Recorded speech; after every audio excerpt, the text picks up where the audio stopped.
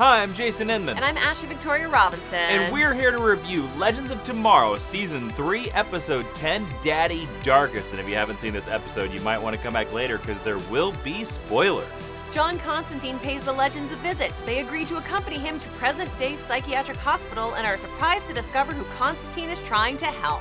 All right, we're going to work our way through this episode. The episode begins where we see Constantine in Star City in 2017. He performs an exorcism. We find out that this girl named Emily is being possessed by Malice. Malice mentions Astra, which is a nice reference back to the TV show and also the original Hellblazer comic, because if you don't know, in Constantine's origin, there's something called the Newcastle incident, where Constantine was a young magician and accidentally sent a young girl, Astra's soul, to hell. Basically, a lot of this is basic. It's a little snippet of Constantine's television show in the cold open of Legends, and that's another reason why I got to give a mad shout out to the composer of all these CWDC TV shows, because Blake Neely sneaks in snippets of Constantine's TV theme song from the NBC show, which was so good, into the score. It's like this little weird, I don't even know what instrument you would call it. I believe it's a harpsichord. Now, it might be a digital harpsichord, but that's what it's evoking. But right off the bat, they don't beat around the bush. They introduce us right into Matt Ryan, again as Constantine. What did you think of this cold open, Ashley? Oh man, Matt Ryan as Constantine is just a blessing. He is an international treasure. I loved him on the show. I think he was one of the best parts of the show, and maybe it's the only reason he was the only good part of the show. He's still appearing. I love that even in the logo we got like the little symbol, which is symbolic of the NBC Constantine opening theme song. I loved it, and I think this was a great sort of reintroduction to this character in case people are only familiar with him for Arrow or maybe have never seen him before. Sure. We then get him on the Wave Rider, which is they picking up the cliffhanger from the last mid-season. Rory sees him, calls him Rip, says a Brit in a trench coat's the same thing. I died. It was the greatest. Yep. And then this episode has a lot of really good pieces of little snippets, of little jokes, which is one of Legends' strength, especially when Constantine turns to Leo Snart, Citizen Colt, and says, "Hello, handsome." He's like, "I'm from another world.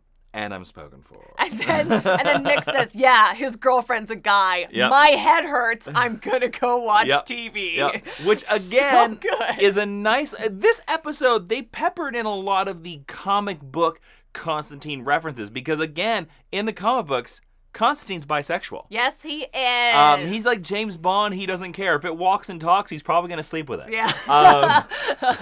So they would have been a cute couple. But then they kept bringing up the recurring gag because, and this is a really insidery baseball joke.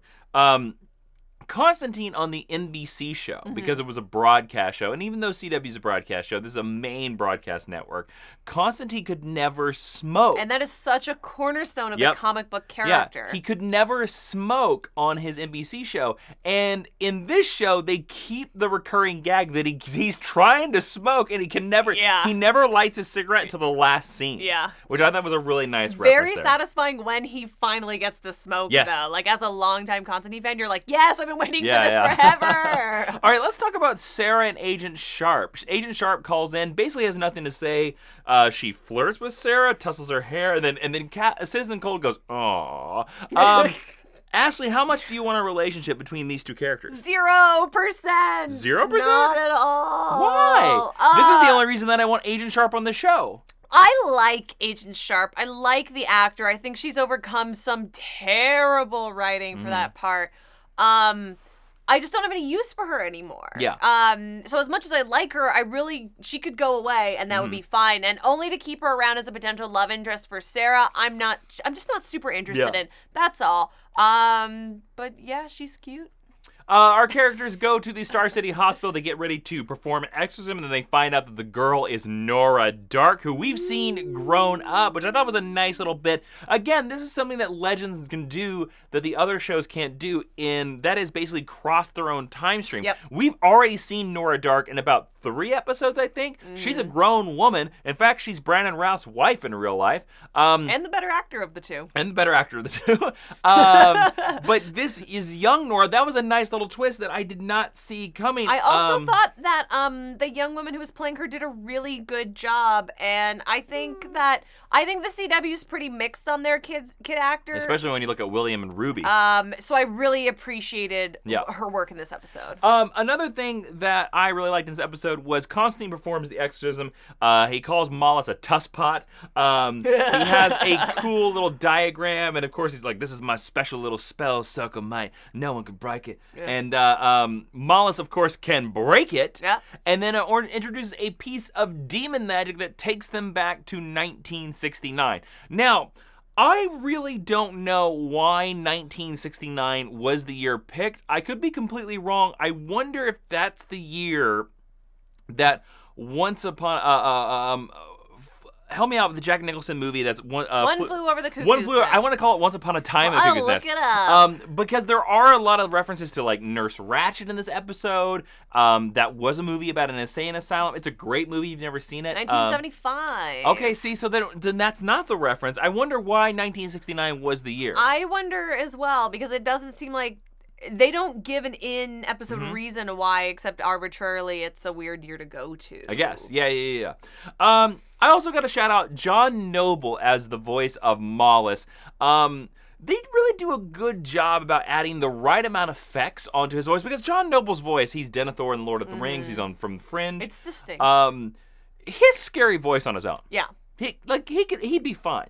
But they add like these crazy effects on it that I think they find a way to make him even scarier. Do you agree? I do, and I do think that's something that this franchise of shows does well. They cast great character actors to do their weird voices, and then they don't bury them under effects, but they add they perfected the amount of reverb.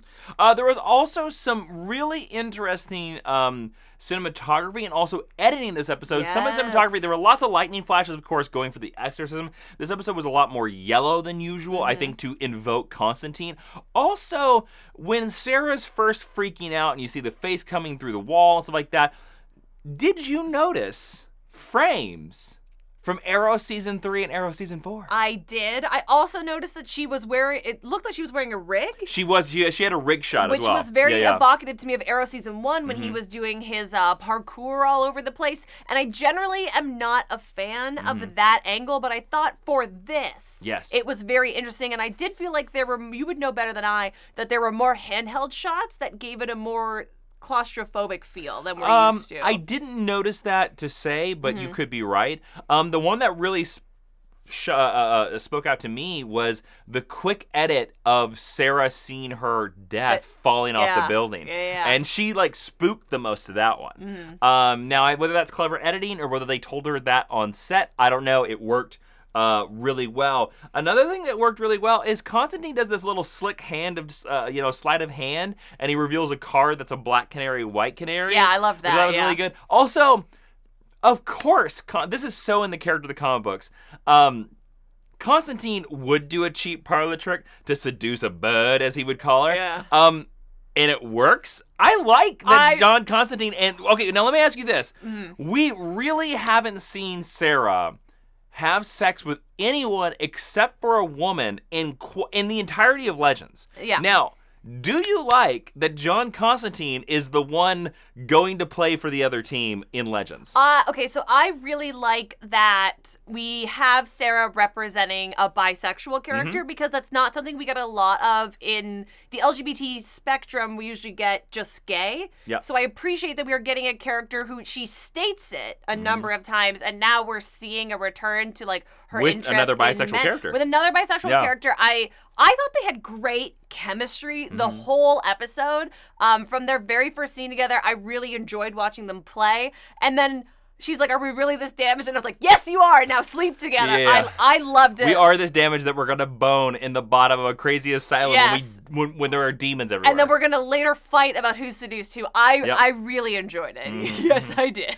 Another little question I got to talk about. So Kuwasa spends most of this episode locked on the Wave Rider, and they lock her in the cell that we've seen several times before, except this time it's now really big. it's a gym. They locked her in the kitchen set. Well, no. This is what it looks No, like it's to not. me. No, this is a brand new set that we have never seen before. So the front half is the cell set that we have seen. The back half is like a half lab because there are monitors, and then there are dumbbells in one corner, and then there's white couches. So it's like they've expanded the cell set because they've decided, like, well, when we have a prisoner, we probably need them to work out and do some science-y stuff. But doesn't it seem weird to you? Yeah. Or, can I introduce, sorry, I just had an idea. What if they are planning on having a character in that cell for the long term? I mean, I think what happened is that we built this set for an episode that's coming up, and we stuck her in it because we have no more other sets to stick her in. That's what I think. I thought I like Kuasa, and I liked seeing her in this episode. I think, and I guess I'll talk about it in my predictions, that there is definite foreshadowing, and I think she was here to be an exposition tease more than anything else.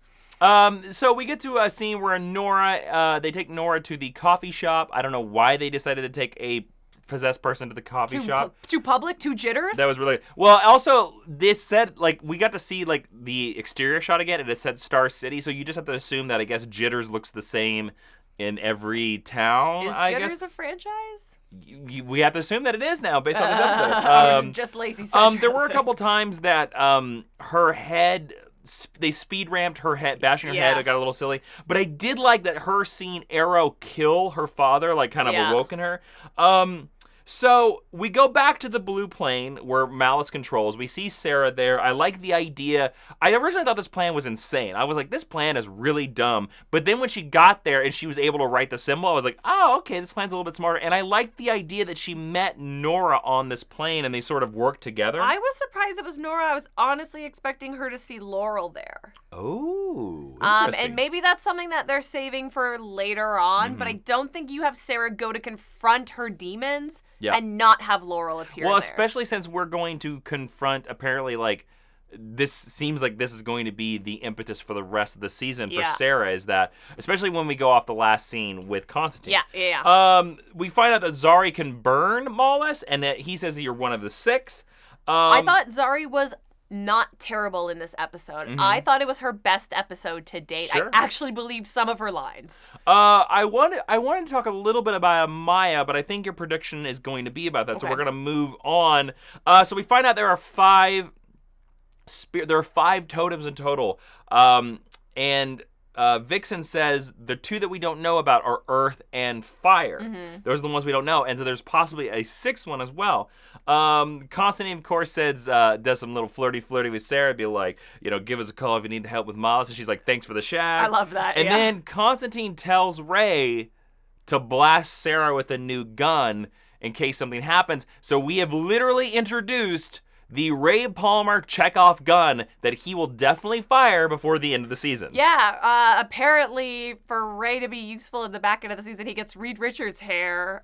Someone didn't color his hair between the 2 seasons. He looks very tired in this episode. Let's also talk about Captain Colt and Rory's goodbye. Captain Colt just leaves because Wentworth Miller doesn't want to be on the show anymore. Yeah. And he's like, I'm going to ask Ray to marry me. Okay, can we just please pay him to come back so we can get the Ray and the Citizen Cold wedding episode, because every other horrible couple had a wedding, so I want the nice couple to have a wedding. Sure, that would be great. Come back. That would be great. And then I liked Rory's last moment where he was like, see you around. I can't believe Rory let him hug They him. hugged. And it was really nice. And then I like that Sarah was like, he's still watching TV. Yeah, I think that shows you that Rory and Mick are going to... Rory and Mick are the same person. Well, sorry, excuse me. Leo. Rory and Leo love each other no matter what universe it is. They do. So, it's so sweet. Yeah. All right, let's move into the rating based on a scale of 1 to 5. Ashley, what would you give this episode? The mid-season premiere of Legends Tomorrow. So what is it? Daddy Darkest? Creepy title. Daddy Darkest really, for me, epitomizes everything that's great about Legends, and there's nothing that stands out to me as a horrible misstep. And we got Constantine back, so I'm going to give it 5. alive. Like, Wow. this is what I'm here for in Legends. Weird stuff and great character interactions. And that's what we got. What are you going to give the mid-season premiere? I think it's very funny that you say weird stuff because you call it the weird stuff in other Legends episodes all the time and have that knock down the episode. Well, Jason, there's no bird people in this there episode. you go. That's true. Remember the fucking bird people. Yeah. They're You that swore. bad. I don't care. They're that bad. No episode of Legends has yet to be that bad. I thought that you agree. This is what we want from Legends. We want a fun episode. Constantine helped push this over the top.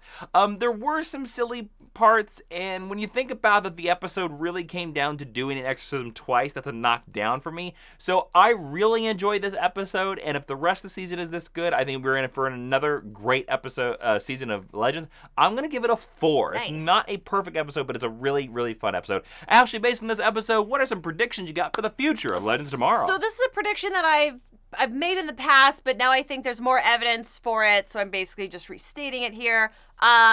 We have a scene where Kuasa almost becomes the greatest Legends of Tomorrow character by killing Nate, and then all of my problems would have been solved. But Amaya straight up says to her, "You need him too."